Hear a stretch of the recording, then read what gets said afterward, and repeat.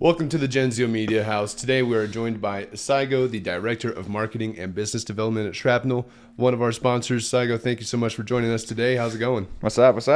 Good to be here. Adjusting to the altitude, okay. Yeah, it's been a good trip so far. Sure. Yeah, I'm feeling that. Where are you coming in from? Our team is based in Seattle. I'm one of the few that's remote. I live out in Hawaii. Gotcha. So pretty big change, both elevation and temperature wise, but it's been good so far. Yeah. For sure. Yeah, probably quite a bit colder out here than Yeah. Hawaii, huh? Yeah, even today when it's pretty warm. Sure. Yeah, a lot of the Genzio team is local to Seattle. So Yeah, we've had a lot of good opportunities to meet with Zach. Zach's been in studio. Interviewed our head of studio, I think, like probably back in November, December. sick. So yeah, we love the kind of have the local connection. I think like even I don't know how many years ago it was, but Zach was at the Blockchain Club or founded the Blockchain Club, head of Blockchain Club. I'm not probably butchering that, and has met some of our team in the past. So Sure. there's a lot of synergy there for sure. Awesome. Now, why don't you just go ahead and tell us a little bit about Shrapnel? What are you guys doing? Yeah, so we're a first-person extraction shooter. A lot of our team comes from what I would describe as kind of like the always kind of being interested in what's next in gaming. So some of our team was at HBO, working on kind of more alternative gaming experiences through like AR, VR, working with different titles and IP like Westworld. And so the idea of blockchain as this kind of next iteration of gaming was super appealing. Sure. And there was just a lot of you talked to a lot of gamers. There's a lot of obvious problems that blockchain solves, and so one of the areas that we thought was ripe for innovation was the extraction shooter space. There's a ton of FPSs, a lot of battle royales, but the extraction shooter still has kind of a lot of room to grow. So that's been the focus of what we've been building over the last 2-3 years. And then underneath that, we've been building kind of our own infrastructure platform that is informed by a AAA team and solves a lot of the problems that we face and other game studios have faced. So and we just coming into early access. So this is the first time that really like more broader public has been getting an opportunity to play the game. Sweet. Yeah.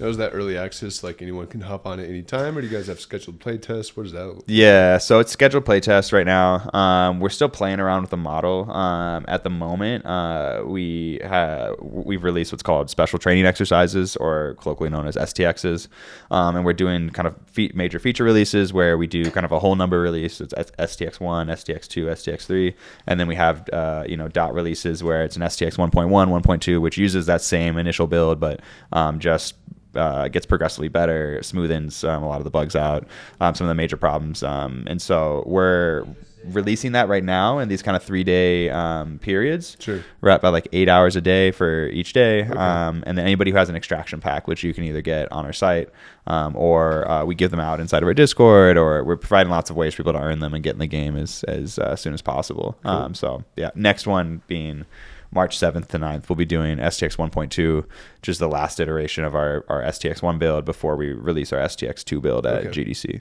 Sweet. Well, that sounds exciting. Now, I'm real curious, what's the blockchain integration into Shrapnel look like? Yeah, so we have all of our infrastructure is built on top of an Avalanche subnet.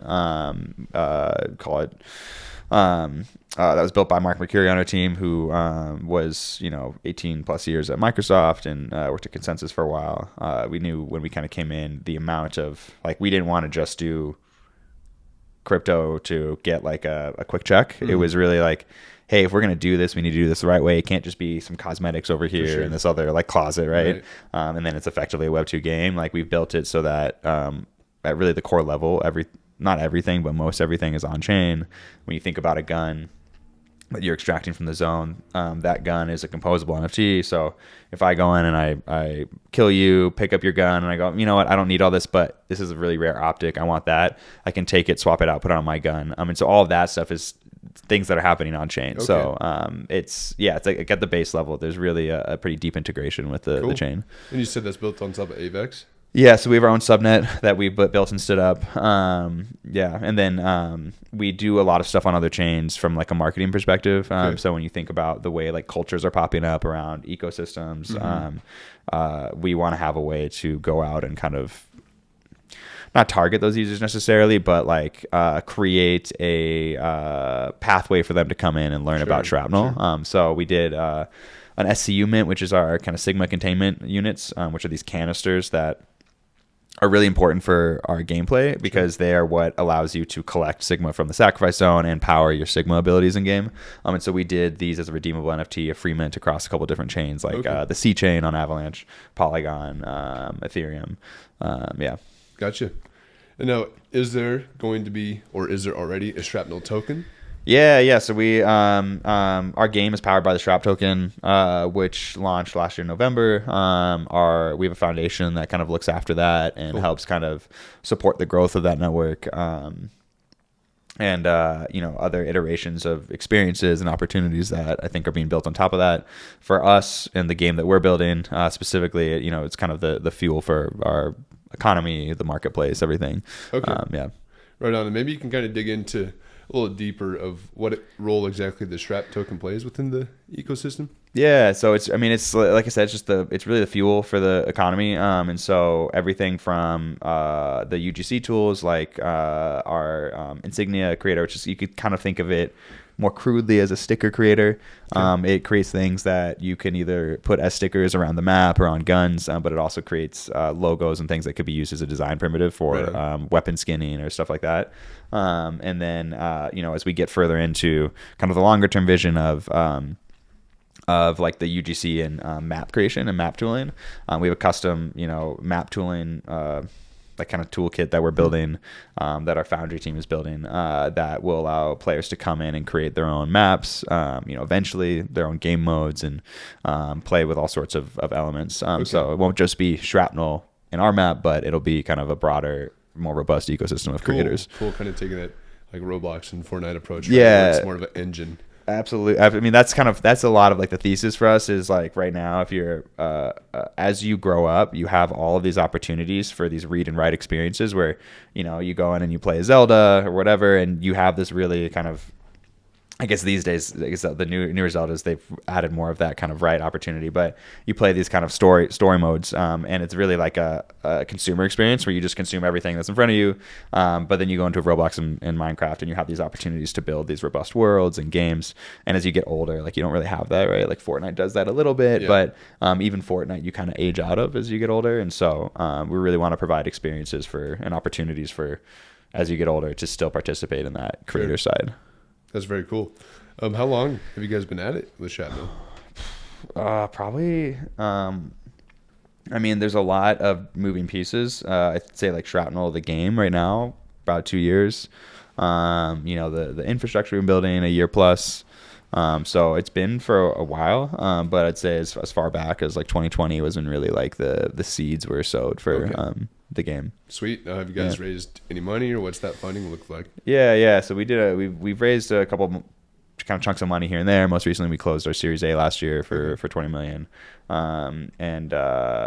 We're just like, we're super excited to be about, maybe call it a year out from a more kind of full release of the game. Yeah. So it's just like, it's already just the last like month compared to where we've been the last 2 years, where it's this like, hey, these guys have a trailer, cool, but everybody has a trailer. Right. And now it's like seeing the videos coming out of the community, especially on the marketing side. Like, it's not just a bunch of American streamers. It's like a Japanese streamer and like Vietnamese, and like some really cool content is coming out. So, we're really stoked to see kind of how that creator ecosystem on like the content creation side is going to develop over the next couple of years. Yeah, that's killer, and that's something really kind of unique to gaming projects themselves is the marketability, right? Because once you have a community that kind of catches fire and they just love the game and they're putting out all this content, you get those funny moments, you get those awesome clips, and it just sells itself really. 100%. We had we have one guy, so we have two things going on right now. One is one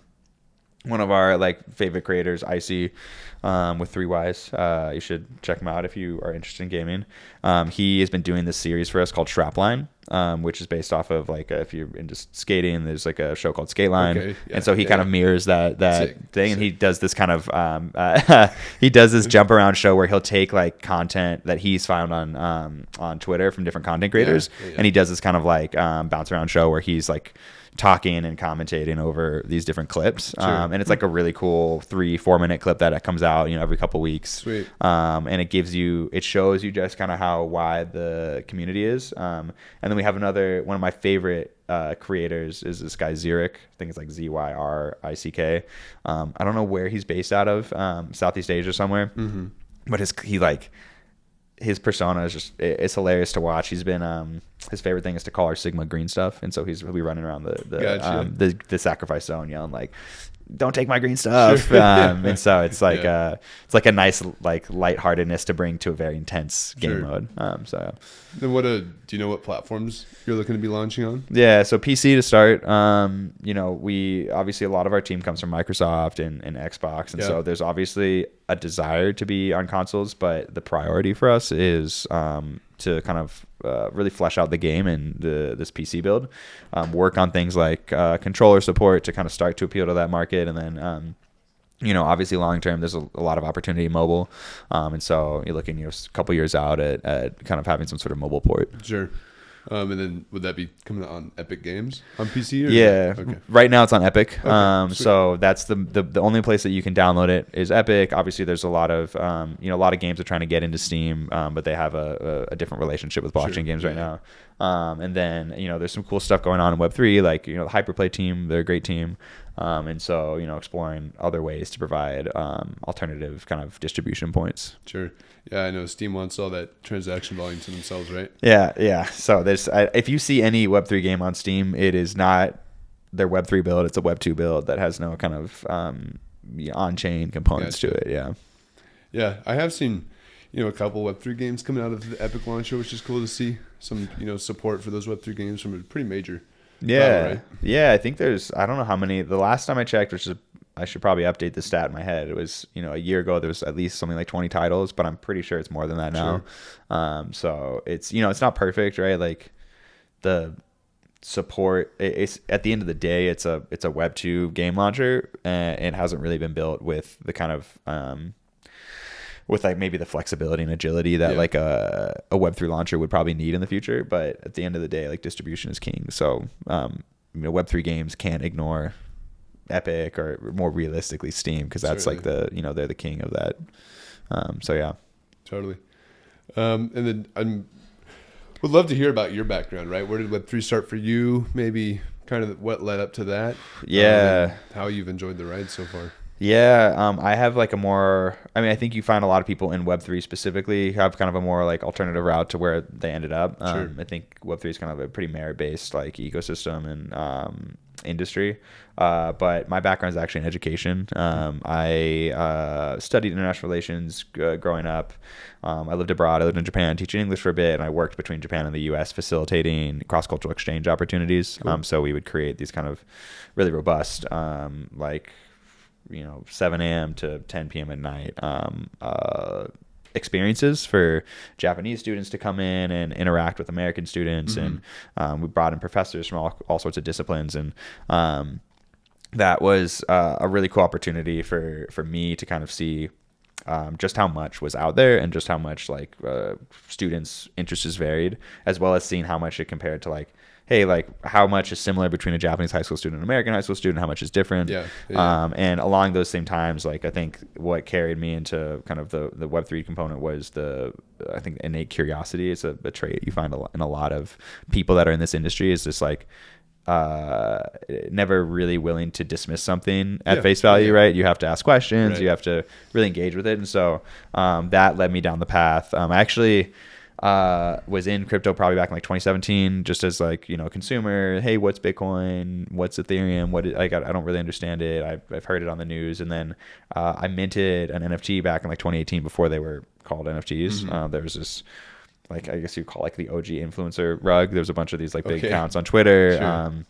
We're pushing this pop culture TCG collection, and I was digital trading cards. That makes so much sense. Yeah. I'm gonna buy this, and so I bought a bunch, and it was just obviously a bit too early because the infrastructure for NFTs wasn't quite there yet. Yeah. But in 2021 and 2020, I started to see what was going on with So Rare and kind of the digital trading card space, and then 2021 NFTs started to pick up, and I saw just how accessible NFTs were from like a smooth brain like myself, right? Like they make sense. Totally. I can buy the picture. It gives me like access to something, like makes so much sense. Mm-hmm. And so when I saw that, I was like, I need to be back here because you only get so many opportunities to be at like on the ground when these types of industries and innovations are being developed. Right.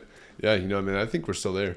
Honestly, right? Like you got new startups popping up every day. You've got startups failing every day. Yeah. There's no huge leaders other than there's protocols, of course, like Ethereum and even AVAX. But there's so much infrastructure to be built on those protocols. And, I mean, Coinbase, like clearly they're one of the leading exchanges. But I think that Coinbase's approach to their user experience, right? Their user interface, it's all so simple. Even the Coinbase wallet, you can access dApps super simply. I think that's the right approach. I think we're going to really start to see some big companies come out of this whole Web3 industry. Yeah, I think we're pretty aligned in terms of that approach as well, right? Like it's we say this a lot, but you have to meet consumers with where they're at. You can't build this like idealistic dystopian experience where you're like, hey, this is the future, because it's a big leap of faith for a lot of those people to buy into that. And so there's this kind of slow education process that you got to go under. And so that's what we're doing with our experiences, right?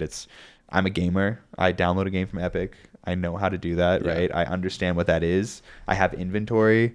I have items. Like those things are not scary terminologies, right? And then the knock on is like, oh, I own my inventory, and what does that mean? I can go like do stuff with it. And so I think it's only a matter of time in the next like 1 to 2 years before that starts to become a bit more mainstream. Sure. And we're already seeing it culturally. Like if you look out in the East and like Japan, Korea, there's a lot more willingness to engage with those concepts, whereas like in the West, you're seeing a bit more of like a knee-jerk reaction. And I think it's just a matter of time before people start to like actually look at what they're talking about and engage with it. And in particular, I've heard Japan, NFTs are much more popular over there. And from my understanding, that's just part of their culture, right? The Japanese tend to collect things and they view the NFTs as, one of those collectible items, right? Much in contrast to the American view of, okay, Logan Paul, Crypto Zoo. Yeah. It's a bit more polarizing, like the pop culture in the U.S. and like the West, right? So it's, the U.S. is home to many collectors, right? Like, we all grew up playing TCGs, Magic, Pokemon, Yu-Gi-Oh, whatever, right? Beanie Babies back in the day. Like, collect all sorts of stuff. McDonald's Happy Meals, right? The amount of stuff you just got out of that. Like, so there's definitely no shortage of people here that want to collect, but it's the public discourse around it. In Japan, it's much less like, culturally, right? You're much less opinionated about things. Sure. And so it's much more like, I don't have an opinion about that thing yet because I don't know much about it. Yeah. Whereas like in the US, it's like, I saw a headline. I now have that headline opinion. And so we're just fighting through some of that. And in Japan and Korea and China and Philippines, all sorts of these different places, right? They have varying relationships with blockchain.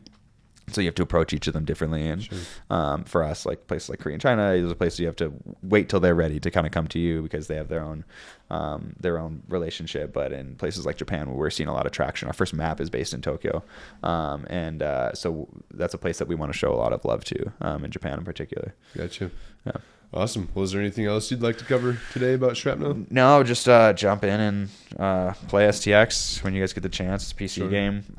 We'll be out. We might adjust our release schedules, but generally every 2 weeks, game will be up for 3 days at a time. We have different prizes and leaderboards to jump in, and we'll be doing all sorts of like missions and stuff. So you can come and complete missions and earn exclusive skins. We'll be doing some like partnership, collaboration type leaderboards. So and missions. So in the future, imagine Genzio wanted to do like a sponsored mission. We could do that and potentially look at things like bringing in different IP into the game and doing weapon skins and things of that nature. So we're really excited to see how some of that stuff comes into the game and the interoperability that it facilitates. If anybody doesn't have Extraction Pack, you can probably just DM the Twitter account and we'll like make something happen. All right. And where can our viewers find you? I myself am on Twitter at Saigo_B. Our Shrapnel account is at PlayShrapnel, spelled Shrapnel And then our website, shrapnel.com. Get on our Discord from any of those places. And if you're from a different community, we're standing up support for Spanish, Portuguese speaking. We have kind of a Vietnamese community, Japanese community. So there should be a place for you to find the resources you need. Great. Cool. Well, thank you so much for coming on. Really appreciate the sponsorship of the Genzio Media House. I think, awesome talking to you. I love what you guys are building. Real cool stuff. And yeah, I'm sure we'll see you again soon. Oh, thanks, Evan. Yeah. Yep. Thanks. Great.